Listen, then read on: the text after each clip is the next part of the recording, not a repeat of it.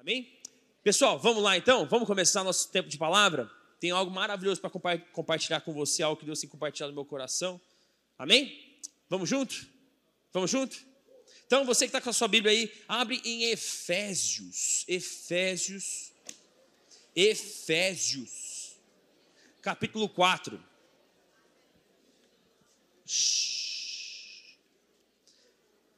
Efésios capítulo 4.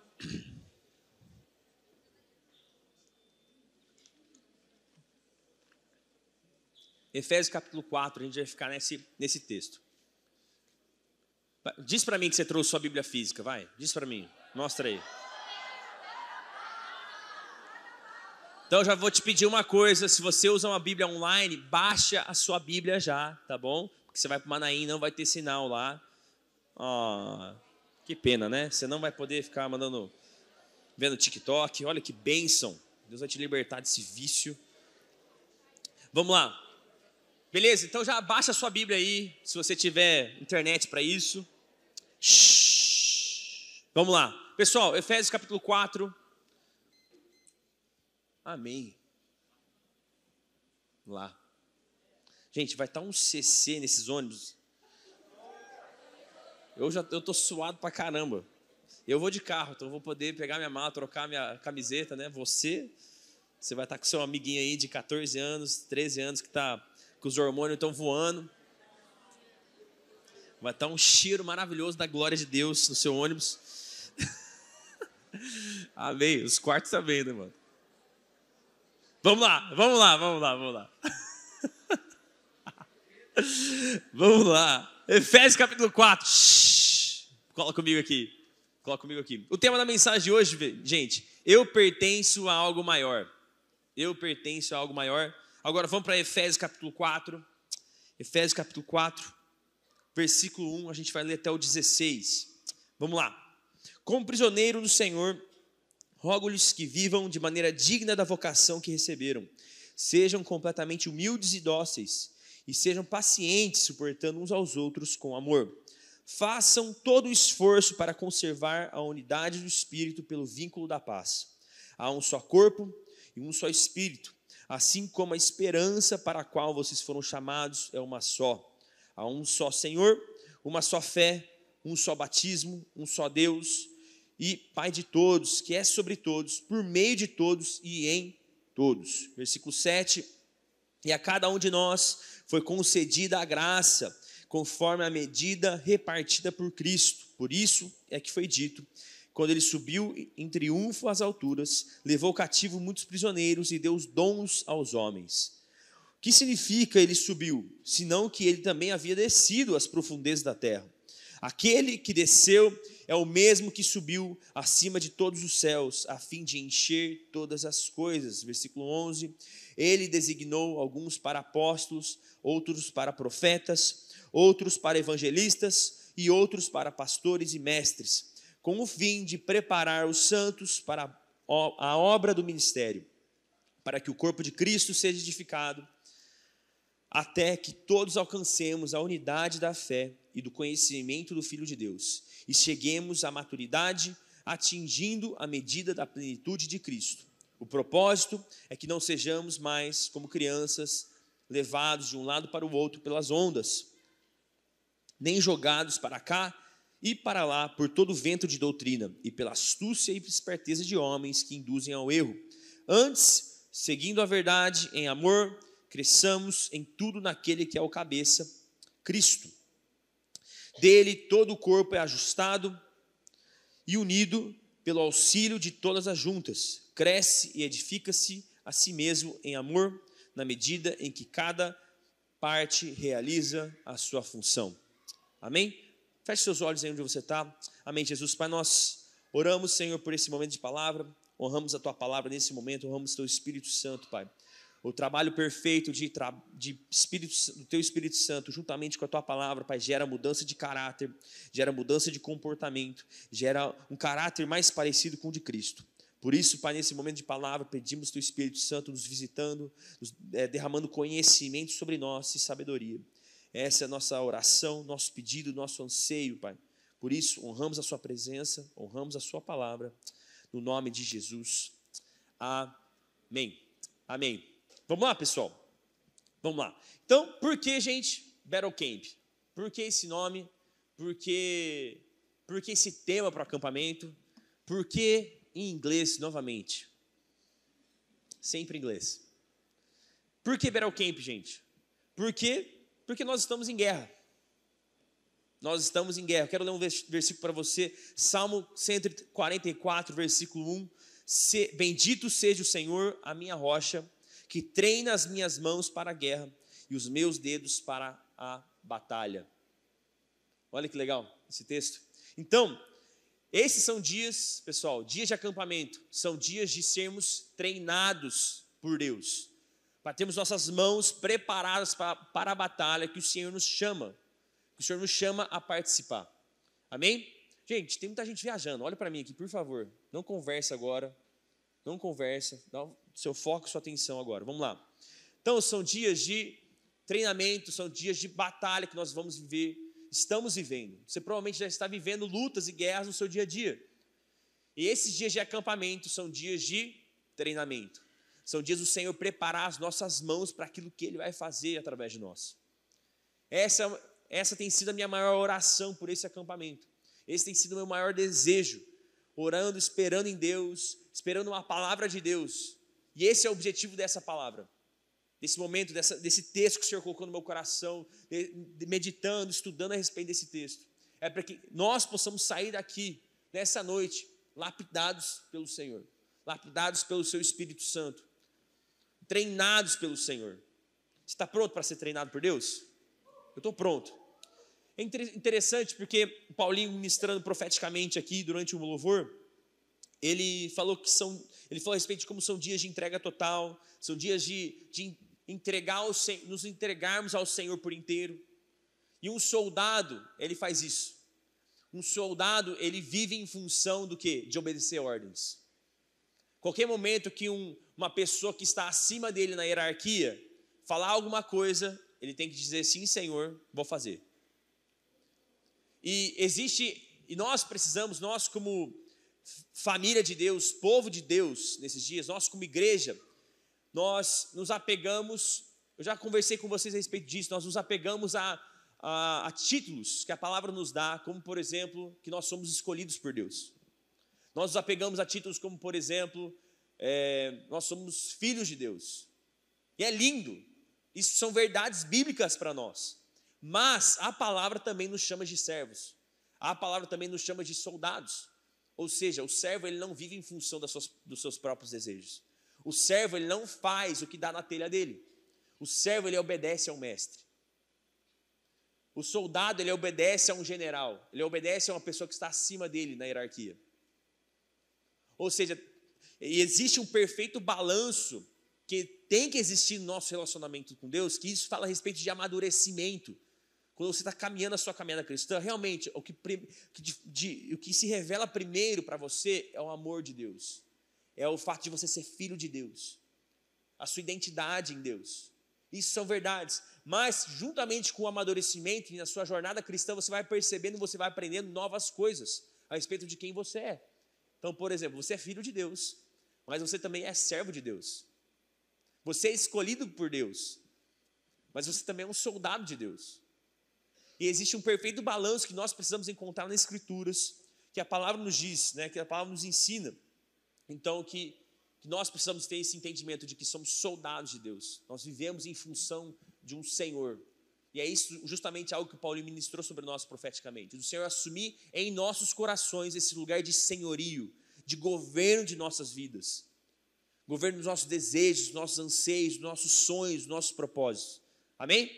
O Senhor é Senhor sobre a nossa vida verdadeiramente, não só da boca para fora, mas verdadeiramente. Olha que 2 Coríntios capítulo 10, versículos 3 ao 5 diz: embora vivamos como homens, não lutamos segundo os padrões humanos. As armas com as quais lutamos não são humanas, pelo contrário, são poderosas em Deus para destruir fortalezas. Destruímos argumentos e toda a pretensão que se levanta contra o conhecimento de Deus, e levamos cativo todo pensamento para torná-lo obediente a Cristo. Então, gente, eu creio que a chave para a gente vencer essa batalha que nós estamos inseridos, é entender o tipo de batalha que nós estamos vivendo, né? Que não é qualquer tipo de batalha. Então, por exemplo, você está vendo nas notícias hoje em dia, né? Israel, Palestina, toda essa loucura acontecendo, gente falando uma coisa, gente falando outra, gente apoiando Israel, gente apoiando a Palestina. Não é esse tipo de guerra que Deus está te convocando a fazer. Deus não está te convocando a pegar uma arma e sair matando gente por aí. Tá? Não faça isso no nome de Deus, no nome de Jesus. Então, a primeira coisa é entender o tipo de batalha que nós estamos vivendo. Outra coisa que eu creio que esses dias de acampamento vão fazer para nós, que são chaves que o Senhor deseja derramar sobre nós, é que entendemos que a gente não está vivendo essa guerra sozinho. Ou seja, você está inserido num lugar. Você faz parte de algo muito maior do que você mesmo. E esse é o título da mensagem. Você faz parte de algo muito grande. Então você não está guerreando sozinho, você não está batalhando sozinho, você não está sozinho nessa loucura. Tem gente com você. Tem soldados do seu lado também. Outra coisa, outra chave para vencer as batalhas que a gente está inserido. Primeiro, então, que a gente não está sozinho. Segundo, é que a gente faz parte de algo muito maior. O terceiro é que é um privilégio participar e cooperar com Deus nessa guerra. É um privilégio. Não é um fardo, não é algo ruim, não é algo que a gente tem que olhar com olhos negativos, mas é uma oportunidade e é um baita privilégio. Deus, Ele te chama e te dá a oportunidade de participar daquilo que Ele está fazendo. Amém? Então qual que é o meu ponto? É que essa guerra, você não guerreia sozinho, essa é uma guerra que a igreja está batalhando. Então, nós precisamos primeiro entender o que é ser igreja. E esse é um dos temas principais do livro de Efésios. Você entender o que é igreja, unidade. Efésios é um livro lindo que você pode ler numa sentada, são 6 capítulos. É um livro maravilhoso que tem muitas instruções. Mas a Bíblia vai ensinar várias coisas a respeito da igreja que eu quero que você note. Primeiro versículo que eu quero que você anote, Atos capítulo 2, versículos 46 e 47. Diz assim: todos os dias continuavam a reunir-se no pátio do templo, partiam o pão em suas casas e juntos participavam das refeições com alegria e sinceridade de coração, louvando a Deus e tendo a simpatia de todo o povo. E o Senhor lhes acrescentava todos os dias os que iam sendo salvos. Ou seja, a primeira coisa que eu noto nesse texto de Atos, o autor de Atos falando a respeito da igreja, todos os dias, gente, a igreja não é um lugar que você visita apenas uma vez por semana. Esse é um dos motivos porque você tem célula, porque a gente é uma igreja em célula. É para você poder viver a igreja não apenas no sábado. Porque qual que é a realidade, gente? Nosso ministério, nós somos uma igreja geracional. E vários de vocês aqui têm o privilégio de ter pais que estão aqui na igreja, que na verdade alguns dos seus pais estão aqui em cima, no culto de casais. Só que nem todos de vocês têm esse privilégio. Então a realidade é que a grande parte de vocês, o seu culto é o de sábado. O seu culto não é o de domingo. Você é adolescente, você não tem pai na igreja, os seus pais não congregam aqui, então normalmente você vem de sábado só. Só que deixa eu te falar uma coisa, nossos cultos de sábado não são suficientes para você viver a igreja. Então quer dizer que nossos cultos são ruins? Não.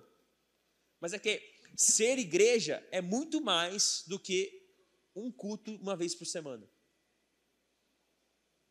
Olha que interessante, quando a gente vê a igreja do livro de Atos, gente, é uma igreja padrão.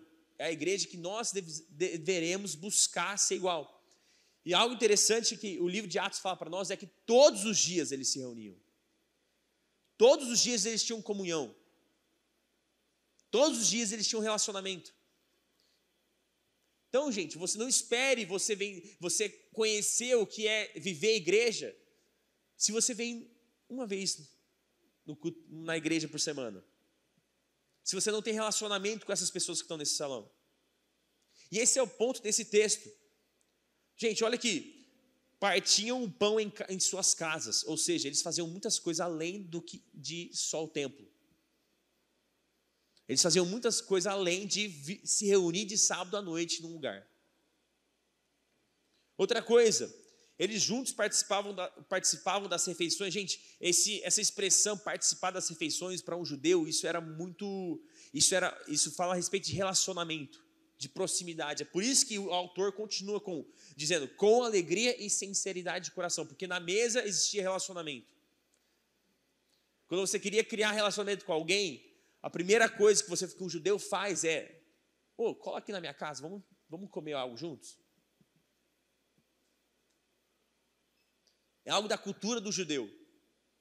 E que se a gente não entende com o contexto que o autor está inserido, você não entende tudo que o autor quer dizer. Então, quando o autor está dizendo aqui que eles partiam o pão em suas casas e juntos participavam das refeições com alegria e sinceridade de coração, está falando de relacionamento. A igreja não era um lugar que você apenas conhece o cara de falar, e aí, mano, tudo bem? A igreja é um lugar de você verdadeiramente conhecer a pessoa que está do seu lado. E a pessoa que está do seu lado também te conhecer verdadeiramente. Então, a igreja não é um lugar para você ver apenas uma vez por semana. A igreja é um lugar para você ter relacionamento. Relacionamento. Ontem eu tomei um café com um adolescente aqui do ministério. Mano, foi muito massa. Foi muito legal. A gente foi aqui na padaria, aqui do lado do escritório aqui, antes do posto. A gente tomou um café, a gente ficou conversando, acho que deu umas 2 horas. Daí a gente sentou, tomou o café, o papo foi rolando, a conversa estava boa. Acabou que eu tinha mais umas coisas para fazer. Eu falei, mano, bora comigo. Eu tinha que buscar as camisetas que a gente ia tirar foto aqui pra gente postar no Insta, para vocês verem as fotos e tal, né? Daí ele foi comigo, daí a gente voltou, fiquei conversando, levei ele na mídia lá na igreja, tinha que ver o que a gente vai fazer com as camisetas, tirar foto, isso aqui. Eu arrastei o cara, fiquei com o cara quase 3 horas da minha manhã. Foi muito massa, porque nesse momento, nesse tempo de 3 horas, a gente conversou sobre o que ele estava vivendo, a gente conversou sobre o futuro, o que ele está sonhando, os planos que Deus está colocando no seu coração, as ideias que ele está tendo, o sonho de viver algo para agregar algo no reino. É lindo, e isso é igreja. Isso é ser igreja. É você verdadeiramente conhecer o cara que está do seu lado. E agora eu te pergunto, você na sua cela, provavelmente, você deve ter um cara que você colou nele, que você tem muito relacionamento. Mas a igreja é muito mais do que apenas uma pessoa. É por isso que nós temos um ministério de adolescentes. Porque você olha para o lado aqui, você tem um monte de gente vivendo algo parecido com o que você está vivendo hoje. Vivendo os desafios que você está vivendo hoje, vivendo as batalhas que você está vivendo hoje, vivendo os sonhos que você está vivendo hoje. E é lindo, porque uma das coisas que esse menino compartilhou comigo hoje é que na célula dele tem um menino na célula dele que tem os mesmos sonhos, os mesmos planos, as mesmas ideias para o futuro.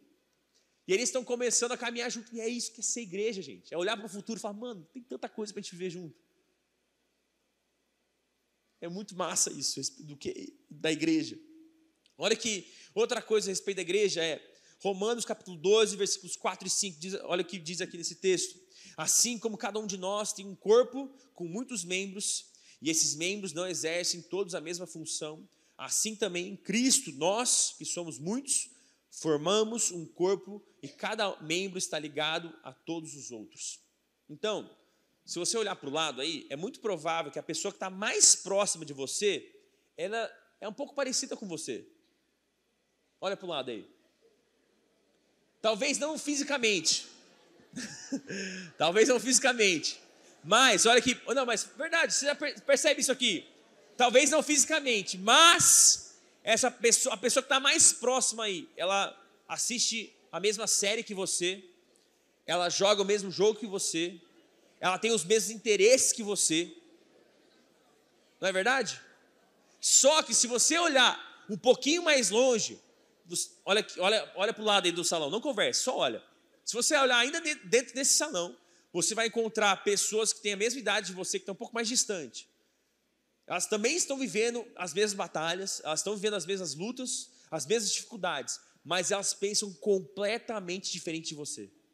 Elas se vestem completamente diferente de você. Então, por isso que dentro do ministério, você tem, por exemplo, o Gabriel Velo, que se veste que nem o Mauricinho, que nem um empresário de 15 anos. Cadê você, Gabriel? Lá no fundo. sempre de sapatênis e tal. Tô te zoando, eu te amo, mano.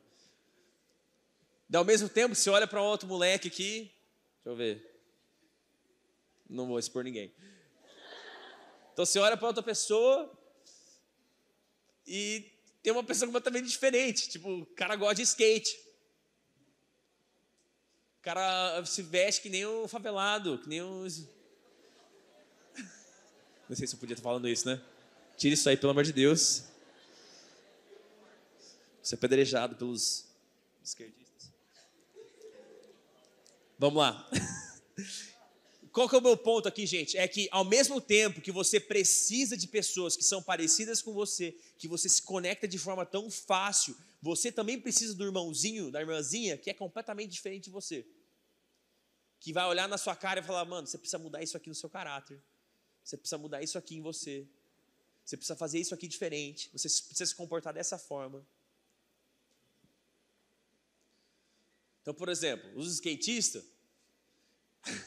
tenho certeza que um dia, quando você estiver buscando um trabalho, deixa eu te falar uma coisa, você não pode se vestir de qualquer forma por procurar um emprego. Tem um jeito de se vestir. Então, por exemplo, você vai poder colar no Gabriel Velo e falar assim, Gabriel, como que eu tenho que me vestir, cara? Que tênis que eu tenho que usar? Você entende meu ponto? É importante, ao mesmo tempo, você ter pessoas parecidas, mas você também olhar para o lado e você ver pessoas completamente diferentes. Amém? Amém. Continuando, outro aspecto da igreja. 1 Coríntios capítulo 3, versículo 9. Pois nós somos cooperadores de Deus, vocês são lavoura de Deus e edifício de Deus. Então, algo muito lindo da igreja é que Deus está construindo algo. E o fato de você congregar, o fato de você pertencer a algo, esse algo sendo a igreja, faz com que você possa cooperar com o que Deus está fazendo. Amém? Mateus capítulo 16, versículo 18. E eu digo que você é Pedro, e sobre esta pedra edificarei a minha igreja, e as portas do inferno não poderão vencê-la. Gente, olha aqui, presta atenção em mim. Não é que as portas do inferno não vão vencer Pedro. As portas do inferno não vão vencer a igreja. É a igreja. Então, as portas do inferno, não é que as portas do inferno não vão vencer o pastor André. Não, as portas do inferno não vão vencer a gente. Nós. Então, além de cooperar com aquilo que Deus está fazendo, se você quer estar num ambiente de vitória, onde você vive... Não estou ainda aí nesse slide aí não, mano. É que você... pode participar de algo vencedor. Você pode participar de algo vitorioso. Algo que vence as batalhas. É nesse ambiente de congregar, é nesse ambiente de relacionamento, é nesse ambiente onde você conhece as fraquezas dos outros e você faz as suas fraquezas conhecidas. É que existe vitória. Não é fora desse ambiente. Então, olha para a pessoa que está do seu lado aí. Diz assim, você faz parte de algo maior. Você faz parte de algo maior. Então, agora volta comigo aqui. Por que a gente leu Efésios capítulo 4? Estou aqui passando por vários versículos, estou aqui passando por várias coisas diferentes a respeito da igreja. Por que nós lemos Efésios capítulo 4? Gente, porque Efésios capítulo 4... na verdade, o livro de Efésios por inteiro, é Paulo nos dando um padrão de igreja. Como uma igreja ela deve se comportar. Quais são algumas características da igreja que uma igreja saudável tem que ter. E eu quero expor esse texto com vocês. Eu quero expor esses 16 versículos que a gente leu. E eu quero falar de características dos membros de uma igreja vitoriosa. Amém? Características de membros de uma igreja vitoriosa. Primeira característica, eu encontro no versículo 1 do capítulo 4. Espera aí que a minha Bíblia rodou aqui. Que diz assim, como prisioneiro no Senhor, rogo-lhes que vivam de maneira digna da vocação que receberam. Ou seja, membros de uma igreja vitoriosa caminham de forma digna da sua vocação. Caminham de forma digna da sua vocação. O que significa, gente? É que você pode caminhar nessa terra de uma forma indigna, de uma forma que não merece a vocação que recebeu. Eu não sei você, mas o meu ponto é, você nunca vai ser merecedor, mas a graça de Deus nos capacita a viver de maneira digna para o Senhor, amém? Quem quer viver de maneira digna? Digna. Eu falei digna. Digna. Olha que Provérbios, perdão, deixa eu voltar aqui. O que essa palavrinha digna significa? Tá? Do grego axios, que significa ter os mesmos valores e peso, viver de maneira apropriada. Olha que 2 Timóteo capítulo 2, versículo 15 diz assim, procure apresentar-se a Deus aprovado como obreiro que não tem do que se envergonhar. E é interessante porque o que significa procure apresentar-se? Paulo dá a chave para nós, ainda nesse capítulo 2 de 2 Timóteo, nos versículos 16 e nos versículos 22 e 23. Olha o que diz aqui. Então, o que significa procurar se apresentar aprovado para Deus? Primeiro, olha no versículo 16. Evite as conversas inúteis e profanas, pois os que se dão a isso prosseguem cada vez mais para a impiedade. Fuja dos desejos malignos da juventude e siga a justiça, a fé, o amor, a paz, juntamente com os que de puro coração invocam o Senhor. Evite as controvérsias tolas e fúteis, pois você sabe que acabam em brigas. Ou seja, gente, para a gente se apresentar a Deus aprovado, existem coisas que eu e você precisamos evitar e existem coisas que eu e você precisamos fazer. Coisas que eu e você precisamos evitar: conversas inúteis, profanas, tolas e fúteis. Isso é o que mais tem no meio de adolescente. Não é verdade? Você provavelmente hoje teve uma conversa muito tosca com alguém. Não é verdade? Gente, na nossa adolescência, na adolescência, você gasta muito tempo tendo conversa tosca, tendo conversa fútil, tendo conversa que não tem importância alguma. E deixa eu fazer uma diferença. Existe uma diferença entre conversa fútil, conversa tola, conversa inútil e conversa a respeito de coisa de lazer.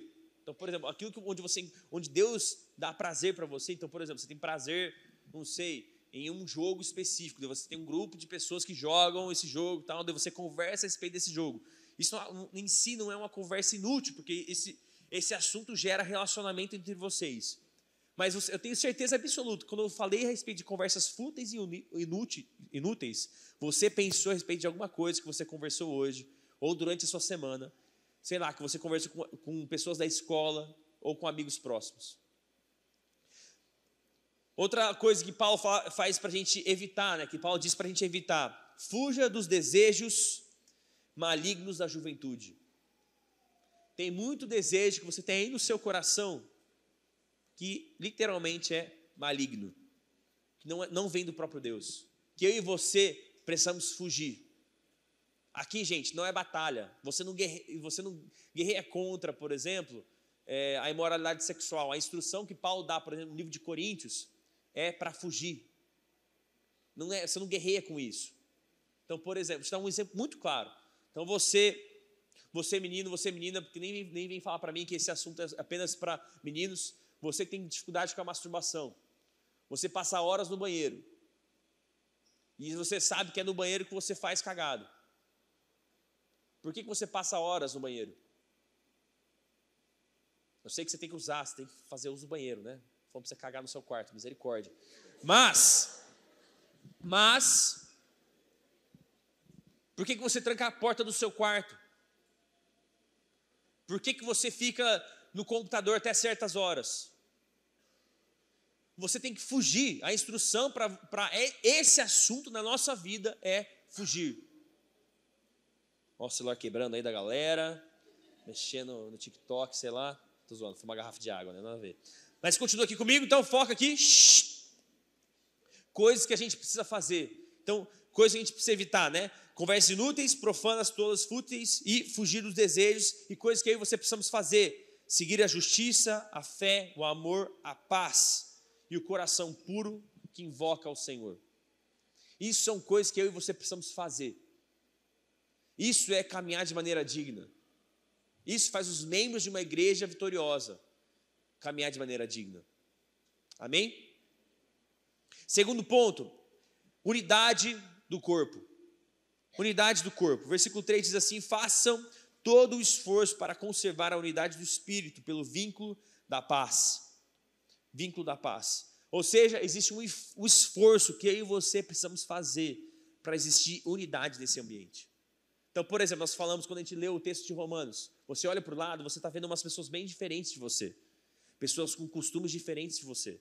Pessoas com CC diferentes de você. E você precisa se esforçar para amar essa pessoa. A igreja, gente, é um lugar de amor. A igreja é um lugar onde as pessoas se esforçam para amar uns aos outros.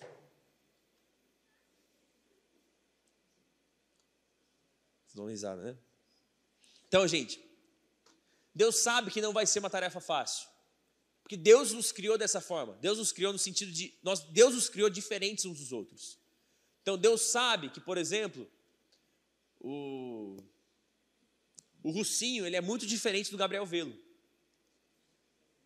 Agora estou associando o Russinho com o skatista, não sei o quê, né? Não vou usar o termo que eu usei. Deus sabe disso. Mas Deus sabe que... E Deus quer usar a vida do Gabriel Velo para abençoar a vida do Russinho. E Deus quer usar a vida do Russinho para abençoar a vida do Gabriel Velo. Eu estou citando nomes específicos para você entender de uma forma bem prática. Que a pessoa que talvez é um pouco diferente de você, Deus quer que você se esforce para amar essa pessoa. Vai exigir esforço. Então nós temos personalidades diferentes, a gente veio de contexto diferente. Vou te contar uma coisa, para mim, por exemplo, gente, vir na igreja 4 vezes por semana, 5 vezes por semana não é difícil. Eu sou filho de pastor, sou neto de pastor. Meus primos, eu tenho acho que 2 primos que não são pastores, de todos os meus primos. Então, para mim, contexto de igreja, vir para a igreja é completamente normal. Quando a gente ia tirar férias, meu pai arrumava igreja para a gente ir para a praia, meu pai arrumava uma igreja para a gente ir. Então, para mim, final de semana não é difícil. É corrido? É cansativo? É. Mas não é difícil. Então, eu passo quinta, sexta, sábado estudando para pregar no sábado à noite. Prego, não sei o quê, chego em casa exausto. Vou dormir, durmo um pouco, às vezes acabo jogando com o pessoal de noite no sábado, acordo super cedo, sabendo que eu tenho culto no domingo de manhã, e não acordo reclamando, porque faz parte do meu contexto de vida, onde eu fui gerado. Para você talvez isso seja um pouco difícil, então deixa eu te falar, eu posso ser bênção na sua vida nessa área. Eu posso estar lá do céu falando, vamos lá, vale a pena, vamos lá, se esforça. E você pode ser bênção na minha vida em uma área diferente. Isso é ser igreja. Isso é ter unidade. Não é ser todo mundo igual. É a nossa diferença nós caminharmos juntos. Isso é unidade de verdade. E é interessante que eu percebo algumas chaves de como que a gente pode caminhar em unidade. Como que a gente pode se esforçar para a gente ter unidade no nosso ministério, por exemplo, nosso ministério, e na adolescentes. Enquanto no versículo 2, que diz assim, sejam completamente humildes, dóceis, e sejam pacientes, suportando uns aos outros com amor. Eu queria ler algo num livro que eu estou lendo, esse livro aqui do Steve Gallagher, que é O Poder da Humildade.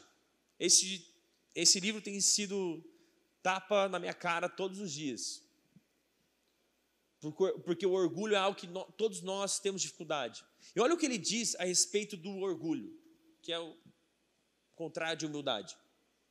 Diz assim, o orgulho é para a alma o que um tumor maligno é para o corpo físico. Não apenas se espalha por todo o ser, mas também devasta todas as áreas da vida. E olha o que ele diz nessa próxima página, diz assim, dizemos que as pessoas se orgulham de serem ricas, inteligentes, bonitas, mas não é isso. Orgulham-se Orgulham-se de serem mais ricas, mais inteligentes ou mais bonitas do que as outras. Se todos fossem igualmente ricos, inteligentes, bonitos, não haveria nada do que se orgulhar. É a comparação que nos torna orgulhosos, o prazer de nos colocar acima dos demais. Gente, esse lugar aqui é um lugar para os humildes.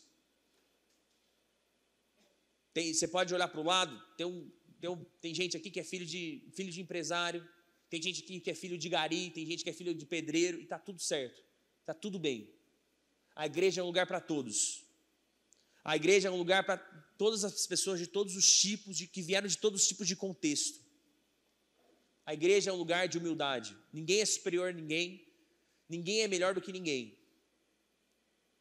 Tem uns que estão há mais tempo na sua jornada cristã. Por exemplo, eu estou há mais tempo na minha jornada cristã do que você. Então eu tenho algo que eu posso derramar sobre a sua vida. Mas eu também, na minha vida, tem várias pessoas ao meu redor que estão muito mais longe na jornada cristã deles. Que sentaram, por exemplo, e fizeram o meu aconselhamento de casamento. Porque eu não tinha experiência alguma do que era ser um homem casado. De sentar, eu poder tirar dúvidas, perguntar, por que faz dessa forma? Como que eu me comporto? Como que eu sou um homem segundo os padrões da Bíblia? Então todos nós precisamos de homens e mulheres que onde você olha para essa pessoa e você compartilha algo, você ensina algo, você derrama algo, mas você também precisa, e a igreja é esse lugar onde você está constantemente bebendo o que outra pessoa tem para oferecer. Amém? A igreja é um lugar para os humildes. Segundo, sejam completamente dóceis. Outras versões vão trazer bem educados. Gente, a igreja é um lugar de educação. Você não fala com as pessoas que estão ao seu redor de qualquer forma. Por exemplo, vou te dar um exemplo muito claro que eu vou querer que tirem isso do vídeo, por favor, tá? Porque eu vou citar, vou falar algo que falam, me tratam dessa forma. Teve um moleque nesse ministério, eu vou falar um moleque, um menino, que a molecada fora da igreja tem o costume, né, de falar, vem aqui. Você entendeu o que eu quis dizer, né? Com aquela palavra com V. Deus, os caras vêm conversar comigo, porque eu tento ser o mais próximo possível. Deus, os caras vêm e chamam o pastor. Vem aqui e fala, não sei o quê. Mano, você perdeu a noção, velho. Só não bato em você, porque senão eu vou para a prisão, velho. Mas a igreja é um lugar de pessoas bem educadas. Você não fala com as pessoas ao seu redor de qualquer forma. Você não trata as pessoas de qualquer forma.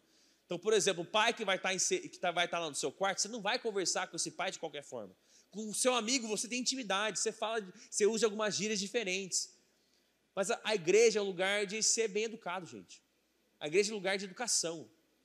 Tem um jeito certo de conversar, tem um jeito certo de se falar, de tratar os outros, de tratar o próximo. Amém? Você está comigo? Tem uns moleques que sofrem com isso aí. Foi para você mesmo que sofre com isso aí. Terceiro, a igreja é um lugar de paciência. Paciência. Paciência. Por quê, gente? Por que é um lugar de paciência? Porque sabe aquele teu amigo que te fez algo um tempo atrás e você já foi conversar com aquela pessoa, você já falou, pô, cara, aconteceu isso, você fez isso para mim, fiquei muito chateado. A pessoa te pede perdão, e vocês, né, volta tudo ao normal, não sei o quê. Daqui 2 semanas, a pessoa faz exatamente a mesma coisa. Todos nós somos assim, gente. Todos nós temos as nossas dificuldades. A igreja é um lugar de paciência uns com os outros. E quarta coisa que eu vejo aqui, né, que a gente pode aprender com o versículo 2, que nos faz nós caminharmos em unidade, é um amor que suporta. Não significa deixar de amar o próximo, significa não deixar de amar o próximo por causa de suas falhas. Então você olha para o lado, você enxerga muito de forma até clara, pô, essa pessoa sofre com isso. Esse aqui é o problema dessa pessoa. Só deixa eu te falar uma coisa muito legal. Essa pessoa também olha para a sua vida e ela olha assim, nossa, essa pessoa precisa tratar isso aqui, ó. E a igreja é o lugar de você fazer o quê? Você olhar para a pessoa, você saber qual área essa pessoa precisa ser trabalhada, e você decidir, eu amo você, eu me importo com você. E eu quero ser bênção na sua vida. Amém? Amém? Vamos lá, continuando então. Então, no segundo ponto, a unidade do corpo. Terceiro, Jesus, quase 10 horas. Terceiro, reconhecer a minha porção. Gente, isso aqui é o ponto mais importante da minha mensagem hoje. Se você for gravar alguma coisa hoje, grava isso, por favor. Versículo 7. Uma igreja vitoriosa é uma igreja em que os membros reconhecem a sua porção. Versículo 7 diz assim: a cada um de nós foi concedida a graça, conforme a medida repartida por Cristo. 3 coisas que eu quero que você note a respeito desse versículo. Primeiro, todo cristão tem um dom. Talvez você esteja aqui, você está até apontando para Deus, dizendo: Deus, cadê o meu dom? Deus, cadê os meus talentos? Deus, cadê aquilo que o Senhor derramou sobre mim? Eu quero te dizer, Deus derramou algo sobre você. Isso não é mentira. Deus, Ele é fiel. Ele não é homem para mentir. Deus derramou algo específico sobre a sua vida. Segundo, existe uma grande variedade desses dons, porque se você continua lendo o texto que a gente leu, dos versículos 1 a 16, você percebe que existem muitas coisas que Paulo fala aqui. Paulo fala a respeito dos 5 ministérios. Se você for ler os textos de 1 Coríntios capítulo 12, capítulo 14, fala a respeito de outros dons. E o terceiro ponto a respeito dos dons é que o Senhor que distribui esses dons, não é você que escolhe. Tá? Então, versículo 7, gente, você recebeu uma medida, uma porção única da graça de Deus. Você recebeu uma porção única. Note aqui, conforme a medida repartida por Cristo. Então, existe uma porção que Cristo compartilhou com você que não é de outra pessoa. Sai do seu celular aí, sai do seu celular. Estou vendo algumas pessoas no celular. Versículo 7, existe uma medida repartida para você, que não é de nenhuma pessoa ao seu redor. Isso é lindo, porque nos mostra como o nosso relacionamento com Deus, ele é único. Deus, ele é um Deus pessoal, gente. Ao mesmo tempo que ele é o Deus da igreja, que Jesus Cristo, ele é o Cristo, cabeça da igreja, ele também é um Deus extremamente pessoal, que conhece o teu nome, as tribulações que você está vivendo, as dificuldades que você está vivendo, os sonhos que você tem, os seus planos. E ele está aqui hoje derramando sobre sua vida a medida perfeita que você precisa para você caminhar conforme os seus propósitos. Existe um aspecto desse versículo que é muito importante para você entender. Que uma das lutas do crente é descobrir a sua porção, você reconhecer a porção que você está recebendo. Por quê? O que mais tem na igreja é crente tentando viver conforme a medida que Deus compartilhou com outra pessoa. Crente querendo copiar o outro. Você vai ser extremamente frustrado se você olha para um irmão, você aprecia, você olha para o irmão e você diz: nossa, caraca, olha que legal o que Deus está fazendo na vida dessa pessoa. Esse não é o meu alarme. Meu alarme é igual, mas não é o meu alarme. Mas vamos lá. Então você talvez está olhando para uma pessoa ao seu redor, você olha para essa pessoa e diz: meu, que coisa legal que essa pessoa carrega. Olha os dons que essa pessoa tem. E talvez você está fazendo uma oração de: Deus, eu quero carregar isso também. Tome cuidado, porque a medida que Deus compartilhou com você, a medida que Ele compartilhou com você é única, é específica. Não estou falando que é melhor, não estou falando que cada um tem a sua medida, gente. Cada um tem a sua porção, cada um tem os seus dons, os seus talentos. Vou te dar um exemplo muito claro, eu falei para o Gil que eu ia citar ele hoje. Gente, se eu chamar o Gil aqui na frente, der um microfone para ele e falar: Gil, prega. Vou te dar 2 semanas, para você preparar uma coisa para você falar para os adolescentes. O Gil, ele vai sofrer. Ele vai sofrer. Porque o Gil odeia isso aqui. No sentido, misericórdia. O Gil, ele não gosta de pegar o microfone aqui, subir aqui na frente, ficar na frente de todo mundo falando. Eu falei pegar no microfone e tem uns moleques rindo, velho. Pelo amor de Deus. Deixa eu voltar no meu pensamento. Se eu chamar o Gil aqui na frente, ele vai ficar extremamente constrangido, com muita vergonha, vai ter muita dificuldade de expressar aquilo que ele está pensando. Só que eu sei que se eu falar para o Gil, por exemplo, semana que vem tem o Ina Games. Para a gente se preparar para o Ina Games, a gente passa uns 3 dias antes, a gente fica aqui na igreja até 1h30 da manhã, às vezes 2 da manhã, preparando, passando cabo, arrumando tudo, preparando as coisas para receber o pessoal. Eu sei que se eu chamar o Gil para fazer isso, o que ele sempre faz, todo Ina Games, ele não reclama, não dá um pio, faz de todo o coração. Só que se eu pedir para ele fazer isso aqui que eu estou fazendo hoje, ele vai sofrer. Por quê? Porque não é a medida que Deus compartilhou com ele. Não é a porção. Deus compartilhou com ele uma porção diferente. Eu estou deixando de uma forma bem clara de você entender. Você carrega uma porção diferente da pessoa que está do seu lado. Essa pessoa ela pode ser extremamente parecida com você. Seu amigo que está do seu lado é muito parecido com você. Vocês falam do mesmo jeito, usam as mesmas roupas, vocês agem igual. Mas deixa eu te falar, até essa pessoa que você é extremamente parecido, essa pessoa tem uma medida completamente diferente da sua. Isso é lindo. Isso é o reino de Deus. Isso é igreja. Isso é igreja. Então, eu acho que é muito interessante, se você ler no versículo 13, olha o que diz aqui. Até que todos alcancemos a unidade da fé, do conhecimento do Filho de Deus e cheguemos à maturidade, atingindo a medida da plenitude de Cristo. Gente, o que é um membro maduro na igreja? Nós somos membros. O que é um membro maduro? O membro maduro é aquele que reconhece que recebeu uma porção de Deus. A sua porção, ela gera unidade e ela sabe que a sua porção, ela aponta para Cristo, não para ela mesma. Não para ela receber reconhecimento, para ela receber a honra. Então o cristão maduro, ele entende, ele reconhece que ele recebeu uma porção. Você está aqui, você recebeu uma porção. Você recebeu uma porção. Então vamos lá, meus 3 pontos até agora. Características dos membros de uma igreja vitoriosa. Primeiro, caminha de maneira digna. Segundo, unidade do corpo. Terceiro, reconhecer a minha porção. Ponto 4, Paulinho, se a galera puder subir aqui. O ponto 4 é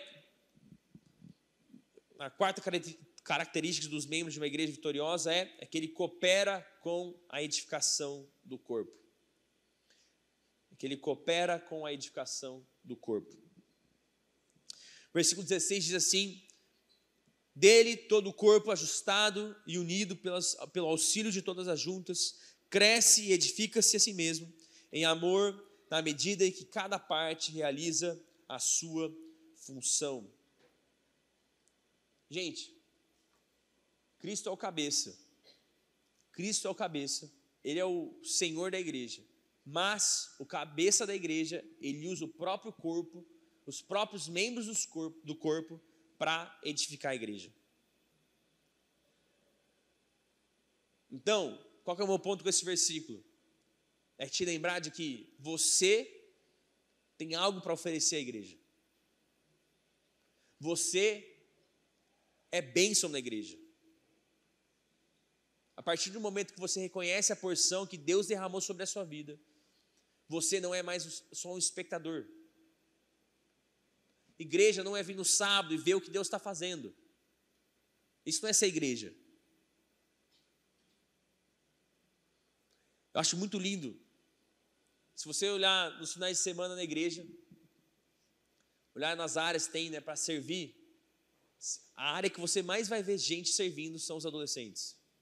Eu tenho muito orgulho disso. Tenho muito orgulho no sentido bom da palavra. De olhar para o lado, chegar no domingo de manhã, sentar na cadeira, olhar para o lado e eu vejo o Gil servindo, por exemplo. O Gil, além de servir de sábados, quando ele trabalha, fica no áudio, ele também serve nos domingos. Daí eu olho, vejo o pessoal do voluntariado, eu vejo a Bia, vejo o Davi, que está servindo no voluntariado, né, Davizão? É muito massa, velho. É muito massa, porque isso é ser igreja. Isso é ser igreja. A igreja não é você vir aqui e ficar observando o que o pastor está pregando, o que o Paulinho está tocando, o que tal pessoa está fazendo. Ser igreja é você ser membro. Ser igreja é você agregar algo.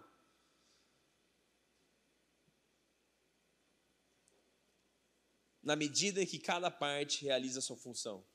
Então, a partir do momento que você reconhece que você recebeu uma porção, você tem uma função. Você tem algo para fazer. Amém? Você se torna um membro que agrega algo ao corpo. Você agrega ao corpo. Eu quero te lembrar disso. Você não é inútil.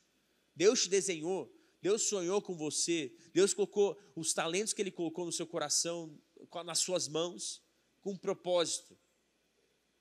Com um propósito. Com um propósito.